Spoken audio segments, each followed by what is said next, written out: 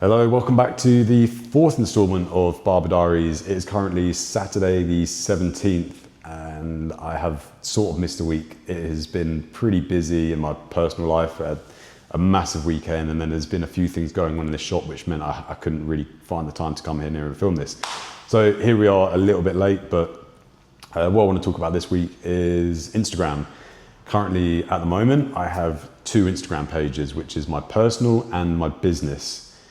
And that works very well, and it has worked very well for a long time because I had a lot of things going on in my personal life years ago, and I started this business page up probably about 5-6 years ago, where I went sort of more self-employed and I needed a portfolio so people could see what I was about and what I was doing, sort of thing, because I was posting up so much on my personal about cars, mountain biking, all the dumb stuff I was doing. I had a lot of hobbies in that time. And then that naturally progressed into all the travel that I was doing, So it was good for when I was looking for employment that I had this portfolio of my work business, and this is how I work and this is what I do and this is the standard I have, sort of thing. But now it's moved on to a point where the personal branding, like Instagram has massively changed in barbering, and the personal branding is quite important. And I get the sense that for customers, it's good to see what you're doing in your personal life. So ideally, I'd almost love to merge them, but I'm at a point where my personal is quite nice. It looks aesthetically quite pleasing. It has all my travel stuff, so I can flick back through it and go like, oh, that's kind of nice, and this and that, and I did this and that and whatever. But yeah, I feel like there does need to be a bit more of my personal branding in my business work. So I would love to merge them together. I don't know, would I bring everything over from my barbering page into my personal and be like, that's my main source, I've got the most amount of followers there, that's my default page that I use the most.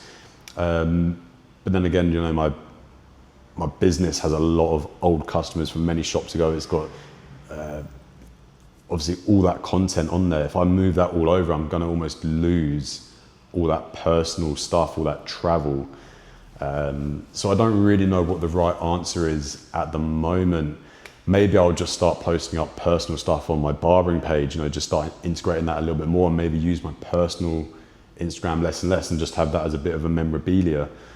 I think it is quite good for customers now. That's where most of my customers are, on my business page. It's good for them to see what I'm up to in my day-to-day life. So yeah, a bit of a sort of weird one to think about. I don't know really what the right answer is. Maybe there's some barbers out there that are in the same sort of predicament. Yeah, don't love social media, but it is what we need to do these days to keep thriving and keep engaged with our customers. So and weirdly enough, in the last few years, I've really stepped away from social media. I used to be quite big. I used to post a lot of stuff up on social media. But in the last few years, I've really sort of stepped away from it and stopped posting myself on there. So I'm kind of in this sense of like, I have to kind of do that to be not successful, but like, to progress in barbering and pick up interest and whatnot. But